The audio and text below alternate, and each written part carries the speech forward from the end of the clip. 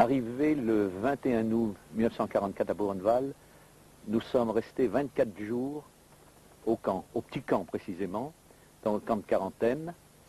Et après être passé devant les gens de l'arbeille statistique, 480 ont été désignés le 12 septembre pour partir vers une destination inconnue. Pourquoi sommes-nous allés à Stassfurt? J'ai toujours pensé que nous le devions à notre profession que nous avions déclarée.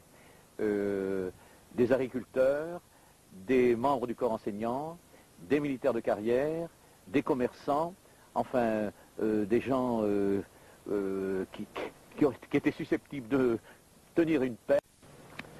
Nous sommes partis le 13 septembre par le train en direction dans cette direction inconnue. Nous avons voyagé toute la nuit et le lendemain nous sommes arrivés à Stassfurt. Là il y avait énormément de mines, de puits de mines. Ici, nous avons la voie ferrée sur laquelle nous sommes arrivés. Quand nous sommes arrivés de Buchenwald le 15 septembre 1944, nous sommes arrivés ici à Stassfurt, à la mine de sel qui se trouve juste derrière vous. Ça, c'est ce qui reste du carreau de la mine. En 1944 du puits 6 n'était pas le même qu'aujourd'hui. Qu'est-ce qu'on y trouvait? Surtout, et c'était visible très loin, le puits de mine, les chevalets, avec une énorme roue, par où nous descendions aux étages 460, 430, 400 mètres, où nous travaillions. Dès que nous sommes arrivés le premier soir, nous sommes descendus à la mine à 150, sur les 500 que nous étions. Alors le but des Allemands était d'installer une mine souterraine. Là, nous avons commencé par déblayer des salles et déblayer des galeries, parce qu'ils faisaient sauter le sel avec de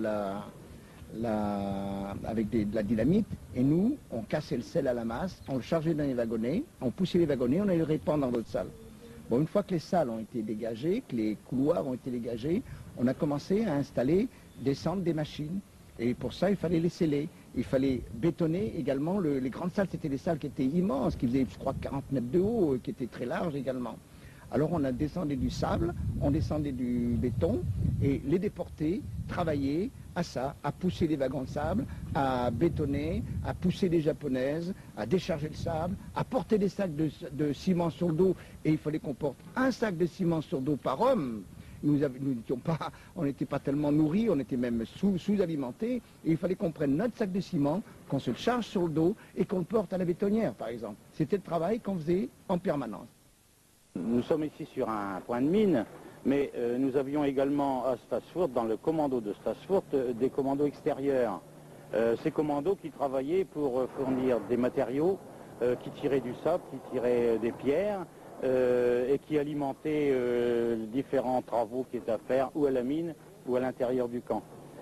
Et ces commandos ont travaillé tout l'hiver, alors qu'il y gelait à 27 ou 28, avec pas grand-chose dans le ventre et rien sur le dos. Ils ont travaillé quand même pour tirer ces matériaux de la terre pour alimenter les cours et de l'usine et de la